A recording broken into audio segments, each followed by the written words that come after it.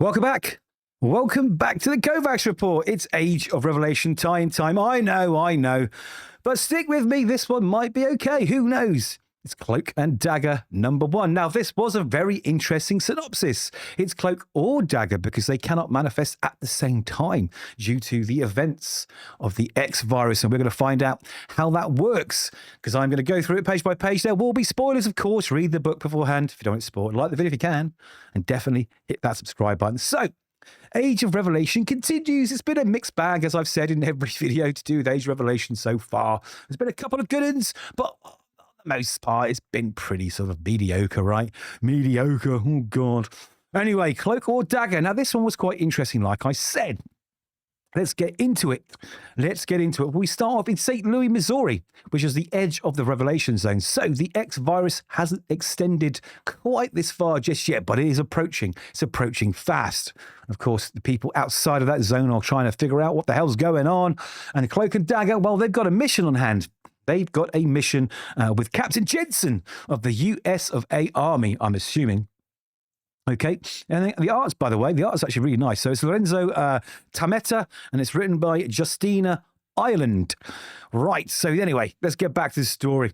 So basically what's happening is they are, they're trying to evacuate some people out of this area in St. Louis because the X virus is coming. So it wants to save these people, of course, because if that X virus hits, it could kill them or turn them into a mutant, which isn't that bad. However, some of these mutations aren't good at all. No, as we've been seeing in some of the other books. So they are working to get the people to safety. But unfortunately, there is a band of mutants that are attacking the evacuation, and the Cloak and Dagger and the army, I take it, are trying to sort of keep them back. Let me get some cool action scenes here because this book is non-stop. I'll give it that. It is non-stop, the action. It's really fast-paced. Like it is relentless, and it's pretty cool, actually. The fights are pretty cool.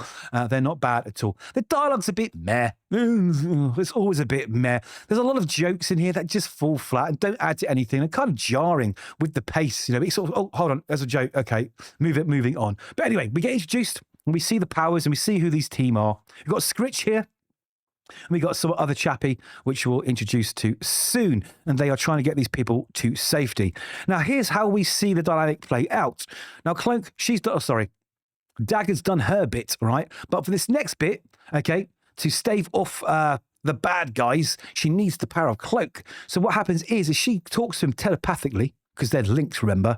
And she sort of fades out of existence in this plane, and Cloak reappears in her stead, and then he does his cool thing. So yes, Flex is the other dude, right? This muscle boy here. And again, we get these silly little jokes, which is just not funny. You know, I think we're a bit outnumbered. You think, wow, it's a good thing that you're hot. Come on, really, please.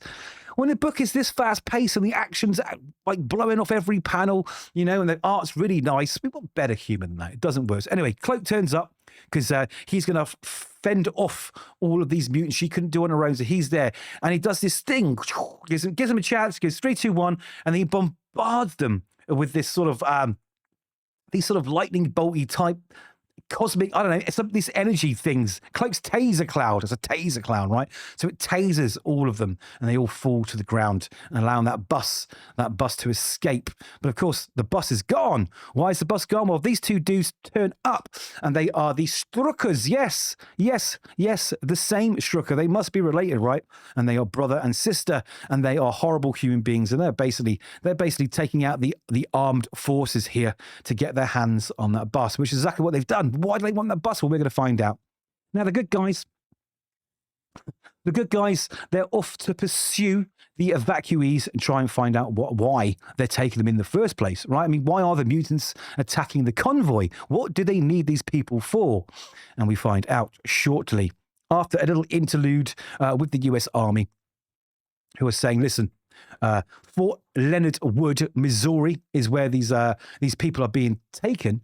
Okay, it's a haven for humans away from the danger of the X virus. You know, and I guess they're struggling to sort of keep up with the things that are going on. They know that the virus is getting closer and closer and closer, and it won't be too long before it actually hits them too. So, you know, they've got to get these people out. So back on the bus, right? Okay, they've been kidnapped. These are bad guys. I guess the children of Baron von Strucker, okay, they're working for Revelation for some kind, and they absolutely bombard them. Look at them, glass shattering, and lots of them die. Now, what they're doing, I think, is bringing them into New Elysium, as they call it, where the X virus is rampant, okay, to see how many of them turn into mutants to sort of, I guess, kidnap into their cause and who dies. And that's what they're doing. They are hijacking these buses full of people to turn them into mutants to make a bigger army for Revelation. I take it. That's what I got from it. Anyway. They find the bus and they find lots of other buses. So this has been happening quite a lot. Good old Flex, I think that's his name. Is he Flex or is he Scritch? He's one of the two. He vomits because he can't believe what he's seen. But they do find Jensen, yes, the army guy that was sort of vanished earlier on in the whole fracas. And he's been mutated by the virus. Not good. Now we go back to Cloak. He's gone home while Dagger's out there because, again, they can't manifest the same space at the same time. We learn that they've got a daughter. Yes, they've got a daughter. He's reading a bedtime story. Now, back to New Elysium. And the Strucker twins, are they twins? Maybe they are. Brother and sister, at least. How many survived this time? It's 14 out of nearly 60. So much wasted potential. Agreed. We should be doing more. So many people who would live small, pathetic lives because of their fear.